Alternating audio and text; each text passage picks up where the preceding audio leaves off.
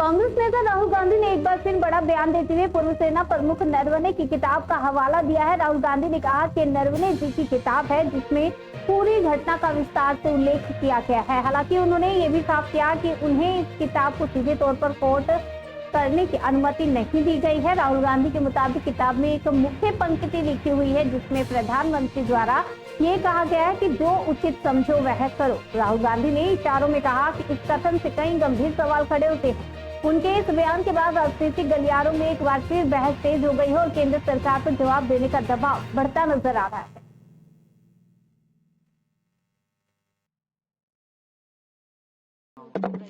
This is mister Naravane's book.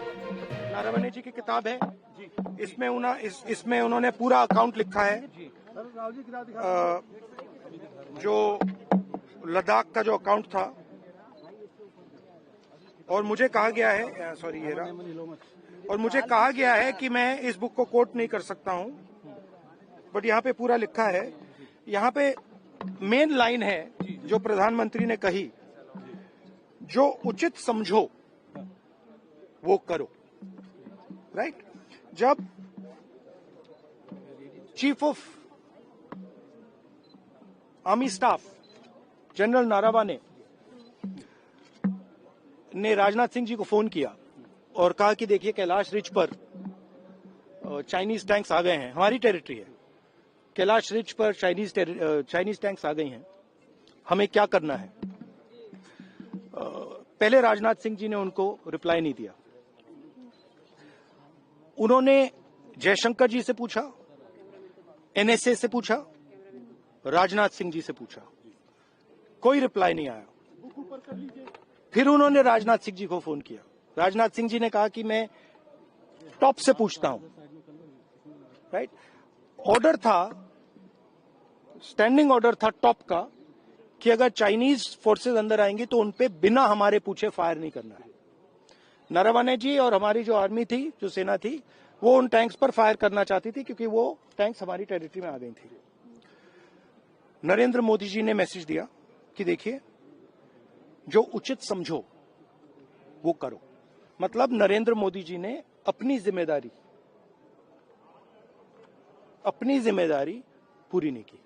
उन्होंने army chief से कहा कि देखो भैया आपको जो करना है करो, मेरी बस की नहीं है। और आर्मी चीफ ने साफ, नरवाने जी ने साफ लिखा है इसमें, आई फेल्ट रियली अलोन, मैं बिल्कुल अकेला था।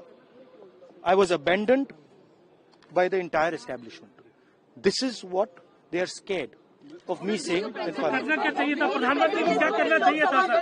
राहुल जी पीएम को क्या करना चाहिए था? I don't think PM will have the guts to come to the Lok Sabha today, because if he comes I'm going to give him this book. So if PM comes I will go physically and hand him this book so he can read it and उनको पता लग जाए कि उनकी सच्चाई क्या है, देश को पता लग जाए। Thank you. इसमें नई बात क्या है? हर सेशन में, हर सत्र में आप यही देख रहे हैं। अब तो और ज्यादा कर रहे हैं पहले से। मैम, राहुल गांधी जी ने कहा कि उनको बिल्कुल भी बोलने नहीं दिया जा रहा। उन्होंने ओम बिरला जी को लेटर भी लिखा है, तो उस पर क्या कहेंगे? बिल्कुल सहमत हूँ उनसे। क्या कर रहे हैं? एक पब्लिश सोर्स से कोट कर रहे हैं। कल तो उन्होंने ऑथेंटिकेट भी किया उसको, तो बोलने में क्या हर्ज है? ये लोग जब भी भाषण देते हैं तो किसी किताब से कोट करते हैं, चाहे वो कभी संजय बारू जी को भी कोट किया है प्राइम मिनिस्टर जी ने, तो कभी मैगजीन का आर्टिकल, कभी किताब से, कभी रिपोर्ट से। तो as long as it's a published source it's okay.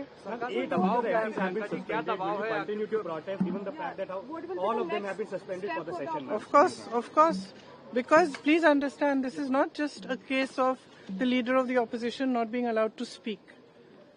This is a fundamental issue of democracy and of the way the parliament works. ये जो संसद है, ये मंदिर है लोकतंत्र का। इसमें पूरे देश की आस्था है। देश का एक एक नागरिक इसमें आस्था रखता है। किस चीज में आस्था? लोकतंत्र में आस्था। लोकतंत्र का मतलब क्या है?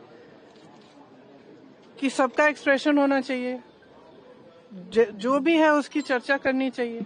और ये परंपरा भी रही है। ऐसे कोई बात नहीं है कि कभी चाइना पे चर्चा नहीं हुई है, कभी फॉरेन अफेयर्स पे चर्चा नहीं हुई है, कभी पाकिस्तान पे चर्चा नहीं हुई है। इन चीजों पे चर्चा हुई है, हमेशा खुल के हुई है। और चाहे विपक्ष हो, चाहे सरकार हो, सबने अपना पक्ष रखा है। तो अपना पक्ष रखने में क्या मुश्किल है? ये लोग डर रहे हैं कि क्या बातें निकलने वाली हैं, बस ये डर रहे हैं। उन्होंने इस पुस्तक को प्रकाशित होने नहीं दिया है, जहां तक मेरी जानकारी है।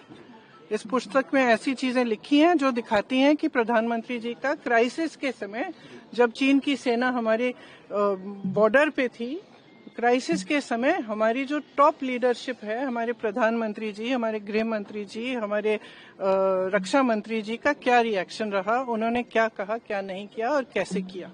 तो एक तो ये बहुत स्पष्ट दिख रहा है कि इनका और इनकी सरकार का चरित्र क्या है, कि जब देश पे हमला हो रहा है, देश के बॉर्डर पे चाइना के ट्रूप्स आ रहे हैं, तब इनका क्या रिएक्शन रहा, ये स्पष्ट है। दूसरी बात ये है कि एप्स्टीन की फाइलें निकली हुई हैं, उसमें तमाम चीजें हैं कि किस तरह से सरकार ने उनको कांटेक्ट किया। वो कॉन्विक्टेड सेक्स ट्रैफिकर हैं, कॉन्विक्टेड चाइल्ड सेक्स ऑफेंडर हैं, तो उनका क्या इस्तेमाल हो रहा था, उनके द्वारा सरकार क्या चर्चा करने जा रही थी अमेरिका की सरकार के साथ, ये सब चीजें हैं। अब ये भी ऑथेंटिकेटेड डॉक्यूमेंट्स हैं, यूएस डिपार्टमेंट ऑफ जस्टिस के डॉक्यूमेंट्स हैं। तो अगर इन चीजों पे चर्चा नहीं होगी इस सदन में, तो फिर किस पे होगी?